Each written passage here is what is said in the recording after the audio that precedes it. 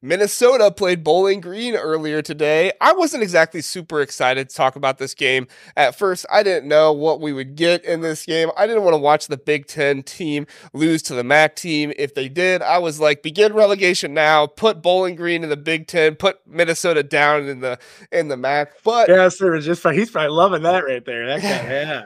Get rid of the Gophers, absolutely. But they paid $30,000 for a quarterback that threw about 50% and got the job done. They should have been paying extra money to Darius Taylor because this guy was a beast in this game. No, they better be paying it because I have a feeling his cell phone's probably blowing up from teams in the transfer portal. Oh, yeah. The spring window is going to be nice for him. Oh, I guess the window's still open. It's open until what? Early January? So he could for sure. Rajiv, we'll give you the floor to talk about Minnesota first, since I know you have so many respectable things to say about them. What were your thoughts on this one, Rajiv? I mean, please. Minnesota shouldn't have been in a bowl game. They won 5 games. Stop it with this nonsense about how we needed to fill one slot. I don't care. I don't care if they had some higher ranking. It's bull crap, all right? You don't win 5 games in a regular season and get to play in a bowl game. I'm sorry. PJ Fleck can go row his boat somewhere else because honestly, forget about it. I'm glad they won because the Big Ten's respectability is on the line when you play a MAC team. And, the Big Ten needs to be playing the SEC. When you play these MAC games, you need to just dispose of them. They did not dispose of them. Darius Taylor deserves a lot of credit. I think he ran the ball like 35 times, 36 times, something. Kramer threw maybe 16. Clearly, they had a plan. They executed it. But this team sucks. Minnesota's awful. They should have been in a bowl game. I have zero amount. See, you guys at least have respect for each other's teams, and that's fair. But I don't have any respect for our rivals. So any Minnesota fan out there, I'm sorry. And until PJ Fleck is not your coach, then we can move on. But Minnesota, congrats for beating a crappy Bowling Green team. Good job. Way to only beat them by 6 and still make us look bad. But you shouldn't have been in the bowl game to begin with. There you go. So there's a safe to say that you don't own a canoe or a kayak or anything because you're not rowing any boat anywhere, if I had to guess. I'm thinking that boat, baby. And we have the axe, so there you go.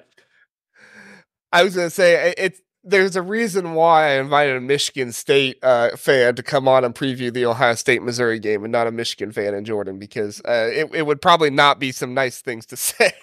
About Ohio. Hey, but I get it. You'll have to tune in, or you should be. You said you're a little behind. Listen to the Eyes on Big podcast. We broke down Ohio State, Missouri last podcast. Yeah, I need to. Surprised by my thoughts. Okay, all right. I'll listen in and just cross my fingers and hopefully you say a few nice things. So, but hey, I've always said say a few nice things. It makes your win look better, right? Right. And you have all the bragging rights. But all right, Jordan, what are your thoughts on this Minnesota win over Bowling Green? I mean, congrats to Minnesota. They got the win. That's PJ had to have that win. I mean, we were talking about it at the end of the season that it would have been a long off season in Dinkytown if he loses this game and goes 5-8. Because, how many times have you heard of a team going 5-8 ever? It's just a rare thing. And I mean, they got the win. That's important. Joe Rossi's gone, so the defense was going to be questionable to see how it looked. The biggest thing for me is I'm pissed at Mike Hart for not recognizing Darius Taylor was in his backyard and letting him go to Minnesota because this kid is a monster. Yes. 35 carries, 208 and a touchdown. Probably could have been more. There was more out there. That kid is special, and the rest of the Big Ten probably going to hope that the SEC calls and wants to steal him because he's going to be a terror to deal with the next couple of years. Hey, 3-0 in the Quicken Lanes Bowl for Minnesota. All right. So they love playing the Quick Lane. Sorry. I don't even know the name of the bowl. Exactly. Bowl.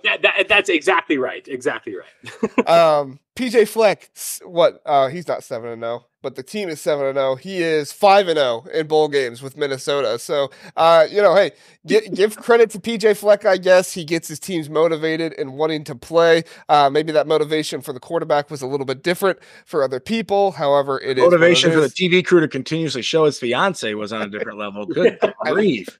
That chick was on the TV every other dang shot. Yeah, they kept showing her and oh man, the wedding. I was just glad one of the announcers didn't say something inappropriate because that's happened sometimes. But yeah, I don't have any other thoughts. I guess we can talk about this. Minnesota going into this new age Big Ten. Obviously, they didn't have the best season this year, 6-7. However, 3 of their last 4, their last 3 seasons, if you don't include COVID, they had 9 wins or more. So I don't know. I'm curious on you guys' opinions. Jordan, we'll start with you since we went with Rajiv first on the other one. But what are your thoughts on Minnesota moving forward in this new Big Ten? Yeah, I think you can, as a Minnesota fan, you can take this season a little bit better with this win. Now, next season, if it starts out slow, they will be at the gates with pitchforks for PJ. Like, he can't afford another 6-6 type of year next year. He needs to bounce back and get to 8 or 9 wins to keep the pressure off. Because, like, in Minnesota, obviously with the Big Ten expanding, the goal isn't national titles, but you should be competing to get to Indianapolis. Like, you should be in that conversation towards the end of the year, and they just flat out weren't towards the end of this season. So they need to start out fast next year and be a lot more consistent of a team than what we've seen, because it was just like, it was Dr. Jekyll, Mr. Hyde with this team. The defense would look great one week and then just god awful the next week. Well, they look great for part of the game, and then Northwestern would just decide to start playing offense, and that was a weird game. All right, Rajiv, if you want to be measured on this one, you can, or if you just want to go for it, that's fine too. I get it. What are your thoughts on Minnesota in the new age Big Ten? Look, and I'll be very honest, I think that the Big Ten West all has a rude awakening coming. And other than Wisconsin and Iowa, who've been consistent teams out of the West, I think the rest of that West, Minnesota included, when you look at the new Big Ten and you look at the teams that we're bringing in USC, UCLA, and Washington, Oregon, they're all good recruiting teams. And then you look at the East and obviously the big 3 up there with Michigan, Ohio State, and Penn State. And then you have Wisconsin, Iowa, and Nebraska that can all recruit. We have Luke Fickell. Nebraska's got Matt Rule. You know, Kirk Ferentz is eventually going to go away in Iowa, but Iowa's always going to be a team that's getting better. I think that's the thing that you have to look at. When you look at the Big Ten top to bottom, and you look at the recruiting that Minnesota has to go up against, and especially basically adding in powerhouses from the Pac-12, I think we're in a very dire straits looking forward in the conference. I think Luke Fickell is the reason that we have a light at the end of the tunnel. Our recruiting class, we just finished a great recruiting class, top 20. So I think we are looking up. Minnesota's not, though. And I think until they move on from PJ Fleck, and I'm not being very serious here, I think until they move past that and really go in a different direction, they are going to struggle, especially when you go up against everyone. They don't only just have to get past Wisconsin and Iowa now, they've got to get past everybody else. That's going to be But let me ask you though, so move on from PJ, but where do they go? Like what's the direction that program needs to go? Because it felt like when they brought PJ in, it was kind of a good fit because he was a guy that had his style and his system, and it was gimmicky and it was kind of cliche, and kind of a lot of opposing fans are cringe to it.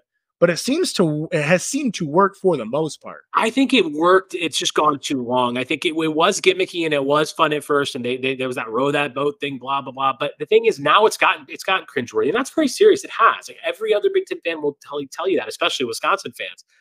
But like back in the Jerry Kill days, they were just better. They had more of an offensive identity. The recruiting was just so much better.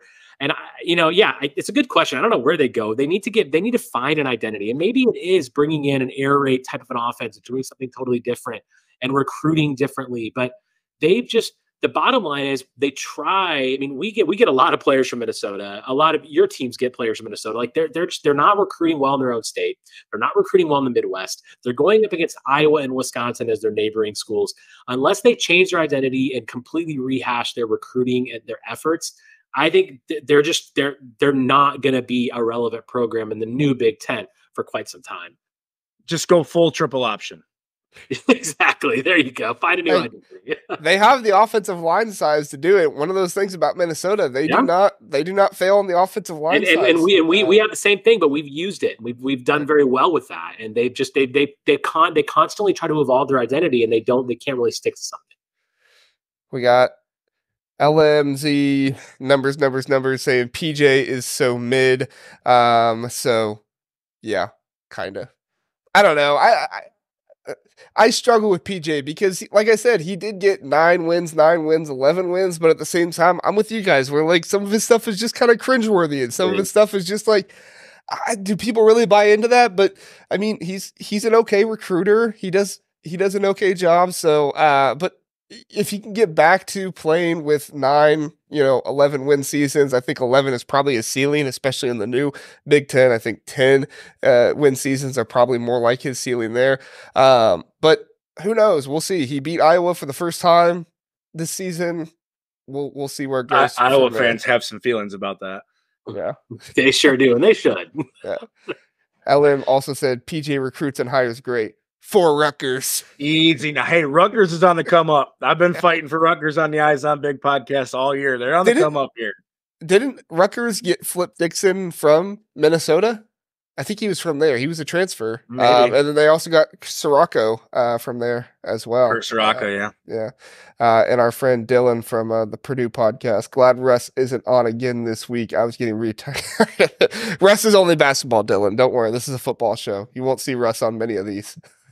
Hey, thanks for listening to the Big Ten Huddle. Please do like and subscribe. We appreciate that. If this was your first time listening, we are the Big Ten Huddle. We cover all things Big Ten football and basketball. We have a long episode every Sunday, Tuesday, and Wednesday night, all at 9 o'clock. So come in, check us out, get in the chat, let us know what you're thinking. We would love to have you join us and learn more about the Big Ten.